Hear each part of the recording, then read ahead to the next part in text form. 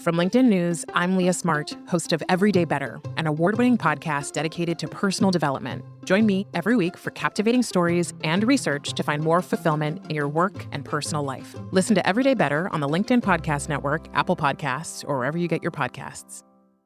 Did you know that small and medium businesses make up 98% of the global economy, but most B2B marketers still treat them as a one-size-fits-all? LinkedIn's Meet the SMB report reveals why that's a missed opportunity and how you can reach these fast-moving decision makers effectively. Learn more at linkedin.com/meet-the-SMB. Hello, my friend, and welcome to another exciting episode of Negotiate Anything. Thanks for joining us today.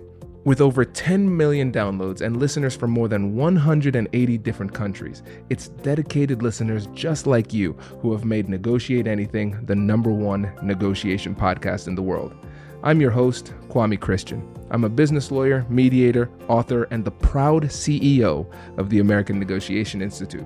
Now, before we get into today's insightful conversation, I have a golden opportunity for those of you who recognize the power of negotiation in your professional lives. Have you ever found yourself wishing that you could navigate those high-stakes conversations with more confidence? Or perhaps you're looking to empower your team with the art of persuasion and conflict resolution. At the American Negotiation Institute, we've crafted specialized keynotes and workshops tailored for those very needs. We've transformed the negotiation skills of professionals worldwide, and we're eager to do the same for you. We believe the best things in life are on the other side of difficult conversations, and our goal is to help you improve your lives and the lives of those around you, one difficult conversation at a time. Don't let another challenging conversation leave you second guessing.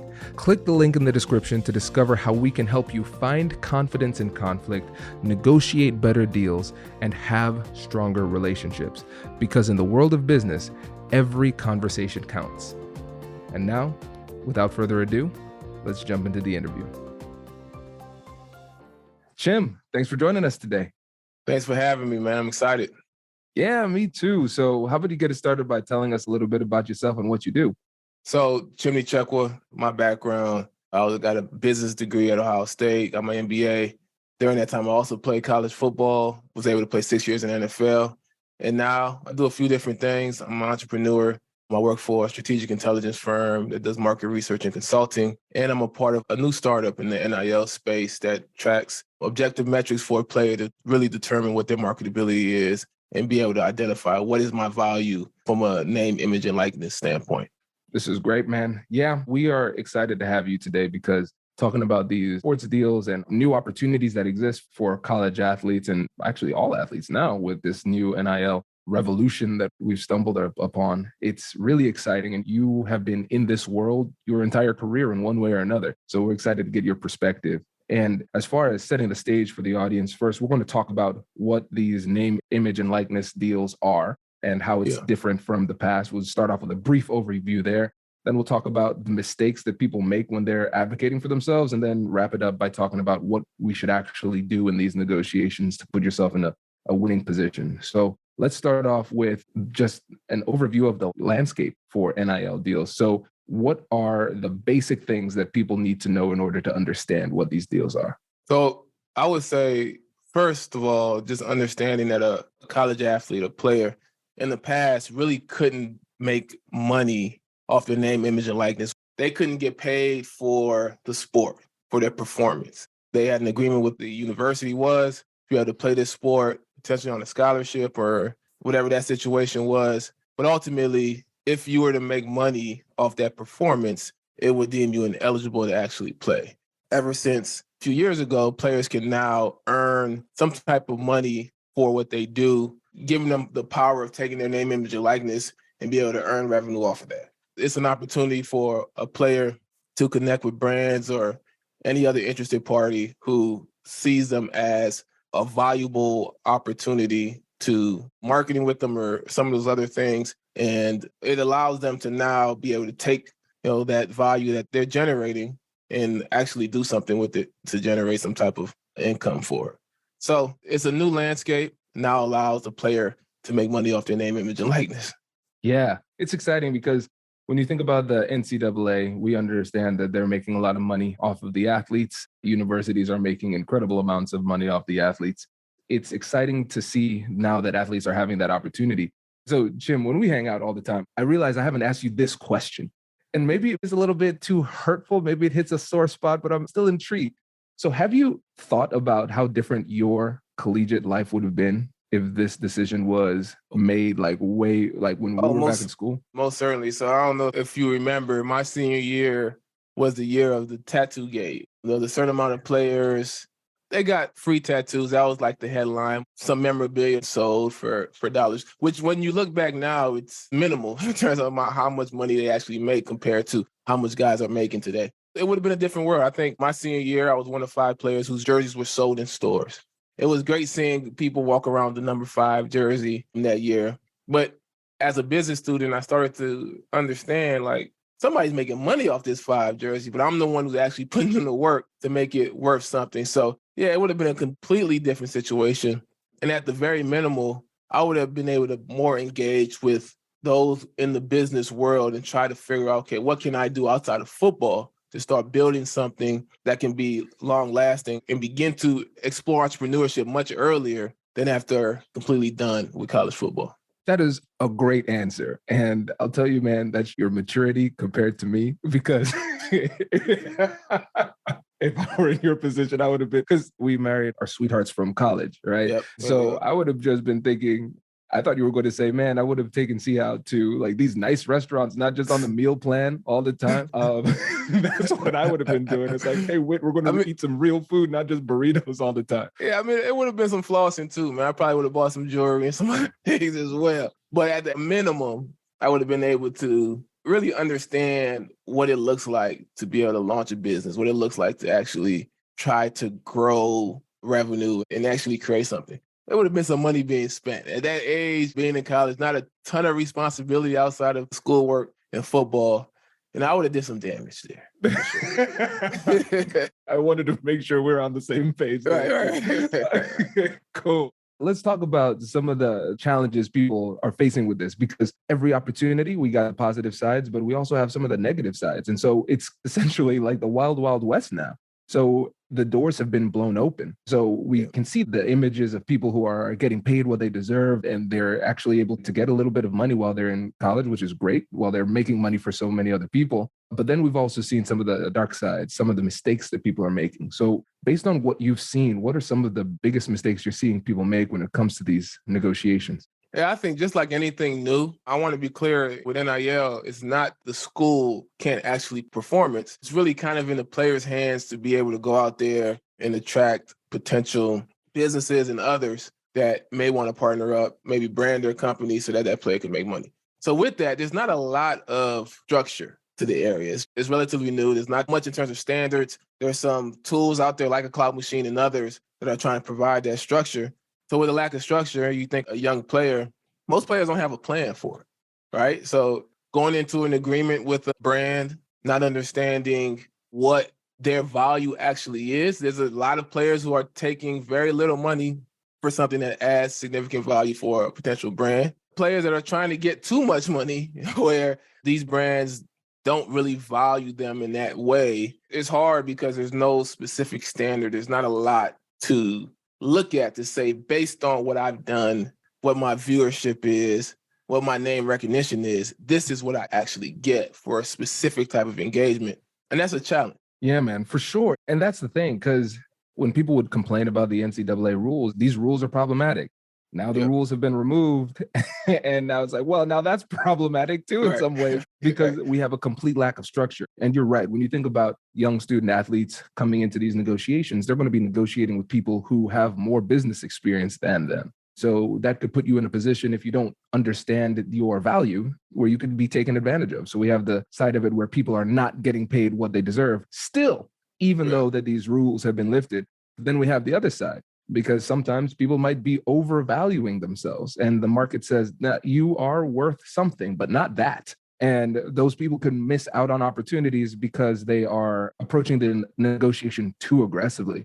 And I think that's what is so exciting about Clout Machine, the company that you're starting, because it gives people an opportunity to have some kind of objective metrics for these deals. So can you tell the listeners about Clout Machine and what you and your team are trying to achieve with that? Yeah, so with Cloud Machine, we track objective metrics pretty much to begin to determine what an athlete's name, image, and likeness value is, right? So metrics like, how much does a drink sell for in the stadium that you play with? How close are you playing to your hometown? Some of these elements what is your viewership, right? Some of these elements that begin to give you clear information or clear indicators of how these aspects can actually translate to market value, specifically in the market that you're playing with. And we use that value system really to begin matching brands with the athletes and allowing the brands on one side to generate an ROI, navigate NIL, understand what they're paying for, who they should pay, why, and how can I maximize this opportunity? And then allowing the player to understand, this is what my marketability looks like. How can I impact it? How can I improve it? Do I need to get on social media more and improve my social media analytics? Performance aspect, that's one thing. But how can I leverage some of these other pieces that will drive opportunities and value for me? And then we could take both that data and the deal flow to start to provide the universities, the collectives that represent the universities from an NIL standpoint, and the agents to also get more clarity to the marketplace from a university standpoint, dealing with compliance and being able to communicate to the NCAA. This is why a player is getting these types of deals. Is very important for the agent being able to take deals to brands and say, similar to like a social media influencer or others, they can take these metrics and say, this is what this player is impacting.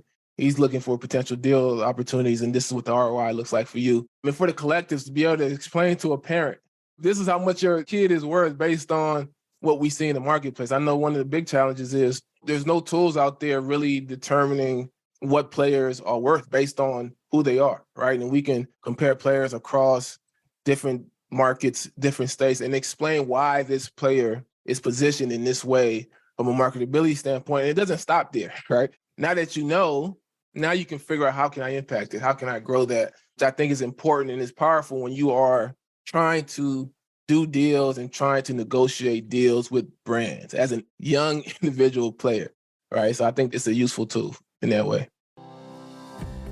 Hello, my friends. Before we get back to today's episode, I want to ask you a question. Have you ever wondered how to elevate your team's negotiation game and how you can help the folks on your team have better, difficult conversations? At the American Negotiation Institute, we offer transformative keynotes and workshops tailored to empower professionals with top-tier negotiation and conflict resolution skills. Whether it's a keynote for your next event or hands-on training for your team, we've got you covered. Don't just negotiate. Master the art with the American Negotiation Institute. Click the link in the description to find out more. Elevate, negotiate, and succeed. Small and medium businesses don't have time to waste, and neither do marketers trying to reach them. On LinkedIn, more SMB decision makers are actively looking for new solutions to help them grow, whether it's software or financial services. Our Meet the SMB report breaks down how these businesses buy and what really influences their choices. Learn more at linkedin.com/meet-the-SMB. That's linkedin.com/meet-the-SMB. Absolutely. Listen, when you're selling your startup, you don't just say, really chill. I think this is a useful tool. Man, this is game changing. Right? This is absolutely game changing. Because when you think about it as an athlete, if we're on the field, we have some metrics. Okay, I can see my statistics week to week. Right. I understand what it is that I'm trying to accomplish.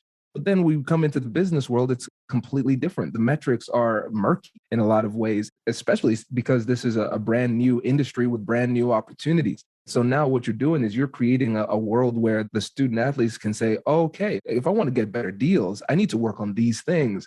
I need to post more frequently. I might need to actually change what it is I'm posting about. Because like you said, proximity to your hometown and how big you are in your little pocket, that changes your market value, right? So you can give people a little bit more specificity when it comes to increasing their deal value. But the other thing too that I think is really fascinating that you said is that it shows the complexity of these deals. because it's not just players and brands that are going to be utilizing this. Because you talked about the universities, the NCAA, the collectives, the agents, the parents, and the players. All of these people want to understand the marketplace a lot better. And so now everybody is more well-informed, which makes it less likely for people to be taken advantage of inappropriately in these deals. I mean, we're in a time where data is being processed in mass amounts, and this is going to continue to grow and grow. And in any space where there's lack of standards, there's lack of structure, like the NIL space. We talked about how there was rules that outlawed it completely. And then they just opened it up and said, do what you got to do. And everybody's like,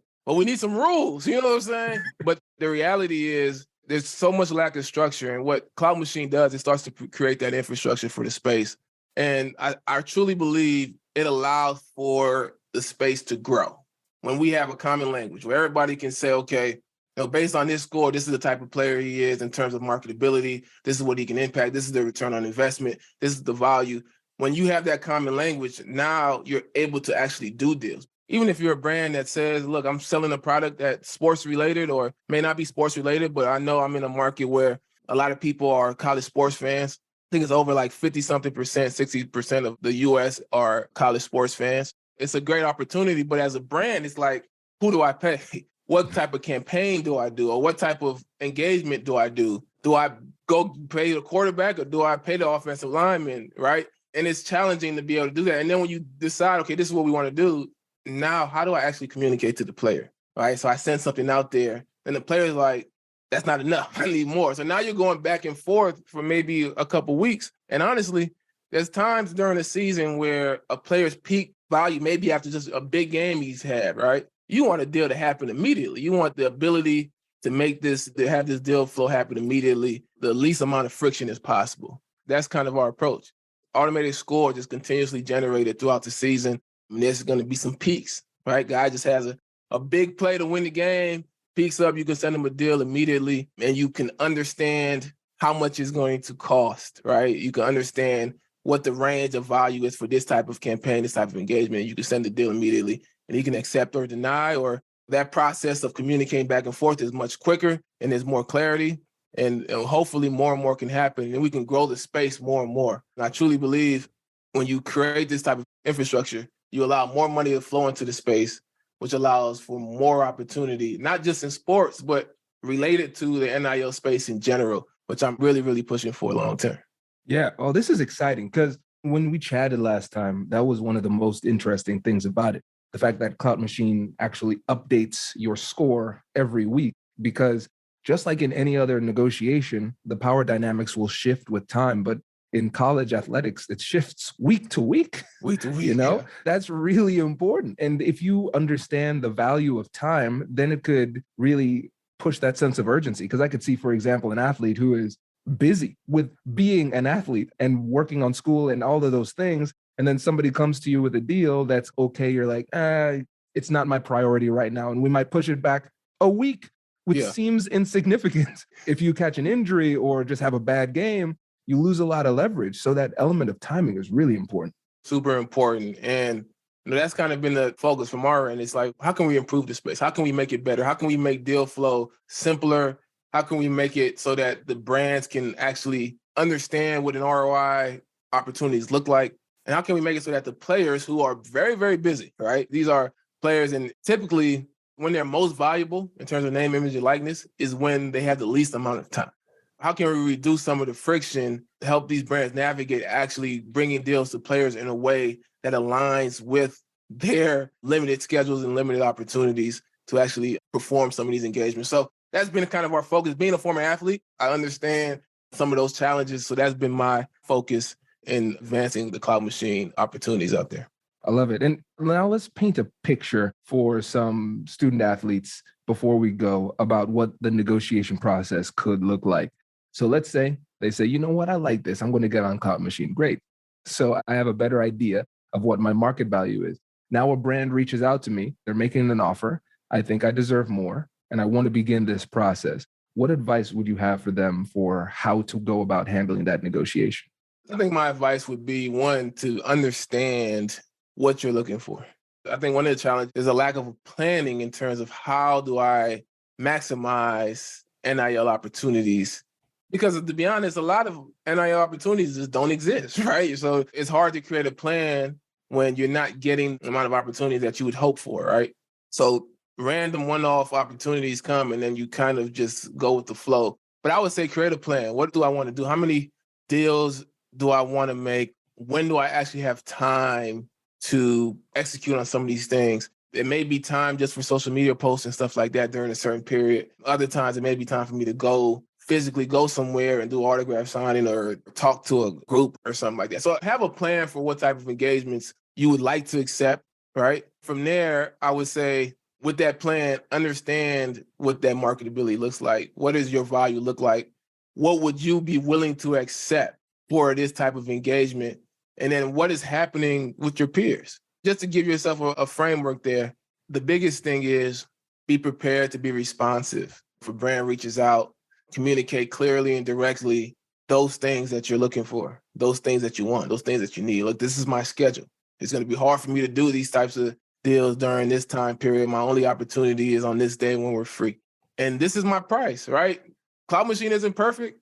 It's a tool that continues to collect data, collect information, and update, right, with the most relevant data and information. You may think, look, my value is a little bit higher than what is out there. So I would say if someone sends you a deal and you feel differently about it, instantly re-anchor what you think your value is for that type of engagement. Look, I'm not $1,500. Thank you for the offer. But for these types of deals, I'm at $2,000, $2,500, right? So now they can get that feedback. They can understand what it would take to actually get you in, be able to move forward with an opportunity like that. So off the top of my head, I think that's the advice that I would give to a player. But it starts with a plan. Everything to me starts with having a plan and using information to be able to create that plan. I love this. And this is telling me, man, we got to get you back on because your MBA is showing. This is great, man. I love this because it starts with a plan, and we're recognizing that the negotiation process starts with you getting a clear understanding of what it is that you want and what it is that you'll accept. Because otherwise now, like you said, at the time when you're busiest, that's when the deals are going to come in. And now you're having to evaluate what types of things you're willing to do, what types of things you won't do.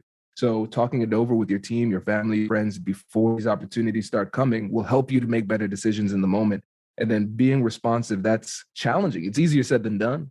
Just being able to understand that, hey, being a college athlete is hard. And being a college athlete who is also a brand, that is harder. But in order to get the deal, there's certain times where you're going to have to exert more effort and time just to make it happen. So I think just giving people this outline, that is super powerful. Man, I appreciate this. I know we're at time and I am using a lot of restraint and discipline, not pushing further, but I appreciate you taking the time, Chim. This is really helpful. So before you go, can you let the listeners know again about Cloud Machine and how people can get in touch? Yeah, so Cloud Machine, we determine a player's value, utilizing marketability score and collecting objective metrics. You can go on cloudmachine.com to get more information about the platform. And yeah, man, we're excited to grow it. We think it's going to be a huge asset, a huge tool, grow the overall space, which I'm individually passionate about. But yeah, again, Cloud Machine, cloudmachine.com, ton of information, ton of opportunity. You can reach out to us. And yeah, that's it. Man, I'm just appreciate you having me on, man, and just excited to talk about. Yeah, man, I appreciate you too. This was great. And listeners, will put all of the details in the description of this episode. Chimdi, really appreciate it, brother. Thanks again. Thank you, man. Congratulations, you've just joined an elite club. By listening to a full episode, you're now officially on the Negotiate Anything team. So welcome aboard. What most team members do is they subscribe to the podcast because that allows them to automatically get the latest episodes of the show. The best things in life lie on the other side of difficult conversations. Keep learning, keep practicing, and keep getting better. Your relationships will improve, your career will soar, and you'll have the confidence you need to get the most out of these crucial conversations. Again, thank you for joining the team. We're excited to have you, and I will see you in the next episode. I'll catch you later.